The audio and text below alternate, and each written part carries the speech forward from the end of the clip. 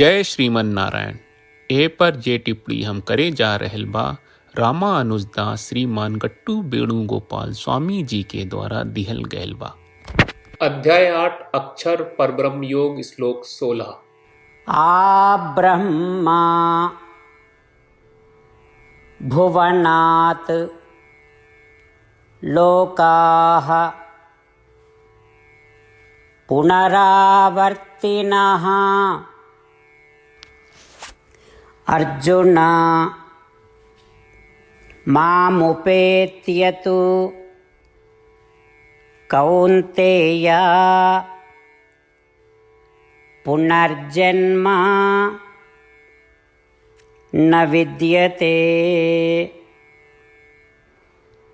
ओम। गीताचार्य श्री कृष्ण परमात्मा अर्जुन समेत हमनी सबके अक्षर पर ब्रह्म योग सिखा रहल बानी। परमात्मा कहत बाड़न कि अर्जुन ब्रह्मलोक तक के सब लोक नासवान बा, मतलब जे कौनो लोक में जाला ओकरा फिर से वापस आके जन्म मरण के ई चक्र में पड़े के पड़ेला। लेकिन जब बात हमरा जगह के होके, तब बात हमरा दुनिया के होके, तब पुनर्जन्म के कौनो जरूरत नहीं के, काहे कि हम कमौ नासवान ना हई। एहे से जे हमरा के प्राप्त करेला ओकरा पुनर्जन्म न होला। ई तरह से श्री कृष्ण परमात्मा साफ साफ कह रहल बाड़न कि जे उनकर स्थान जौना के श्री वैकुंठ सर्वोच्च स्थान कहल जाला, प्राप्त करे वाला लोग के पुनर्जन्म न हुई बल्कि पुनर्जन्म लेवे। लेकिन जब उ कौनो दूसरे संसार में होके ता उके पुनर्जन्म लेवे के पड़ी।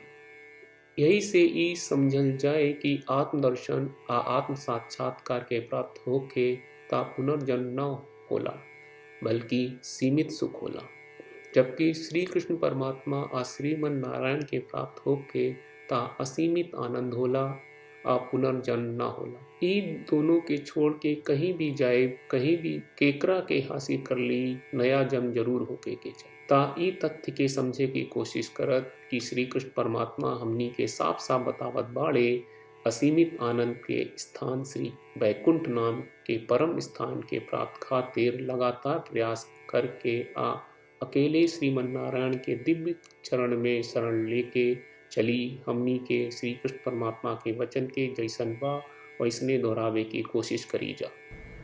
आ ब्रह्म भुवनाल्लोकाः पुनरावर्तिनोऽर्जुन मामुपेत्य तु कौन्तेय पुनर्जन्म न विद्यते। श्रीमद् भगवत गीता का पूरा सार श्री कृष्ण परमात्मा ने अध्याय 18वें के श्लोक 65 से 70 में 8 काम करे खातिर दिले बाड़े। श्री कृष्ण कहले हम ओ लोगन से प्रेम करनी जो लोग इन 8 बातन के मान तारे। हम ओ भक्तन के हर तरह से रक्षा करब। श्री कृष्ण परमात्मा के द्वारा बोलल गईल संपूर्ण भगवत गीता सुनला के बाद अर्जुन कहले करिष्ये वचनम त्वा, जेके मतलब बा कृष्ण मैं वही करब जौन आप कही। यही कारण बा श्री कृष्ण अर्जुन के हर तरह के सफलता आ विजय प्रदान करेले। आई परमात्मा के आपन व्रत देई कि हमनी के ये 8 गौ कर्म के पालन करी जा। ई वचन परमात्मा के देवे से बड़न कौनो पूजा तपस्या यज्ञ नहीं। हम 8 प्रण कहब जौन हमनी के करे के चाहिए। आप सब कृपया इन्हन के आपन दिमाग और दिल में सोची। श्री कृष्ण के आपन वचन देवे के ई तरीका में हमनी सबकी कल्पना करे के चाहिए कि श्री कृष्ण का चेहरा खुशी से चमकत बा और खुशी के एहसास करत बा। जय श्रीमन नारायण। यहाँ हमनी के 8 वादा बा।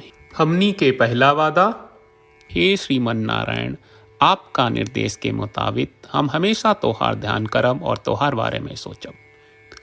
हमनी के दूसरा वादा, हे श्रीमन नारायण आपका सलाह का अनुसार हम हमेशा आपका भक्त रहब। हमनी के तीसरा वादा, हे श्रीमन नारायण हम आपन सब काम तोहरा सेवा के रूप में और तोहरा संतुष्टि खातिर करब। हमनी के चौथा वादा, हे श्रीमन नारायण जैस की आप माने के कहले रहलू, हमरा बहुत विश्वास बा कि हम आपके होई और हम हमेशा आपन दोनों हाथ जोड़ के आपके नमस्कार करब और आपकी पूजा करब।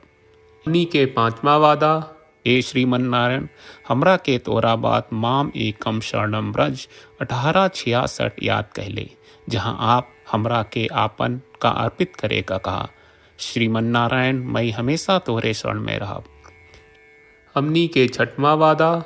हे श्रीमन नारायण हमरा के तोहरा बात माँ सुचहा 1866 याद कहले कि आप हमनी के शोक ना करे का आश्वासन दे रहे बड़े, हम अब और शोक ना करब। हमनी के 7वां वादा। हे श्रीमन नारायण आपने हमरा खातिर श्रीमद् भगवत गीता के वितरण करके हम सबके कृपा कहले और आशीर्वाद दहले बा। हम वादा करत बानी कि रोजाना कम से कम एक श्लोक पढ़ब या सुनब। हमनी के 8वां वादा।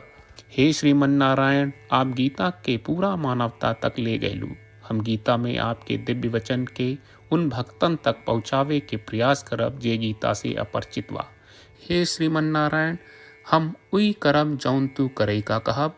हम ऐसन व्यवहार करब जैसन आप चाहत बानी और हम खाली आपका खातिर काम करब। श्रीमन नारायण के रोज आपन वचन देहल कि हम ओइस करब जैस आप कहत बानी, ई अपने आप में बड़न पूजा बा। श्रीमन नारायण करशे वचनम त्वा। श्रीमन नारायण हम तोरे निर्देश के मुताबिक काम करब। सर्वम श्री कृष्ण अर्पणम अस्तु। जय श्रीमन नारायण। आ ब्रह्मा भुवनात् लोकाः पुनरावर्तिनः अर्जुन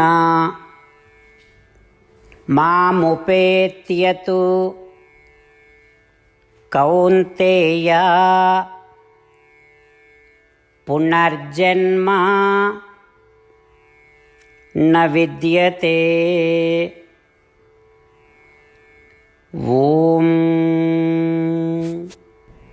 आ ब्रह्म भुवनाल्लोकाः पुनरावर्तिनोऽर्जुन मामुपेत्य तु कौन्तेय पुनर्जन्म न विद्यते।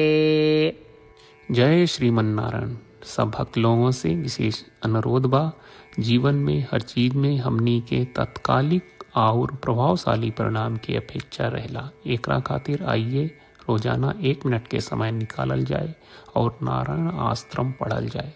नारायण आश्रम प्राप्त करे खातिर नारायण आश्रम वेबसाइट पर जाई जो www.narayanashram.org है और पंजीकरण में आपन नाम और ईमेल दर्ज करी। आपके द्वारा प्रदान कईल गई ईमेल पर आपका एक नारायण आश्रम PDF प्राप्त हुई। PDF में एक रामायण श्लोक, एक गीता श्लोक और एक विष्णु नामम बा। ये तीनों के मिल के नारायण आश्रम कहल जाला। हर व्यक्ति के ये श्लोक के अलग अलग संयोजन मिलेला। जब हर कोई 24,000 भक्तन के साथ रोजाना आपन नारायण आश्रम पढ़त आ सुनत बा ता हर दिन संपूर्ण रामायण का 1 दौर, श्रीमद् भगवत गीता पारायण के 33 दौर और श्री विष्णु सहस्त्रनाम स्तोत्र पारायण के 24 दौर प्रतिदिन पूरा होएला। ई एक बहुत ही उल्लेखनीय और विलक्षण परिणाम बा जौन हर एक दिन ऐस करे से निकलेला। ई कारण बा कि आप और आपके परिवार के सदस्य तुरते जाके आपन नारायण आश्रम प्राप्त करी। जय श्रीमन नारायण।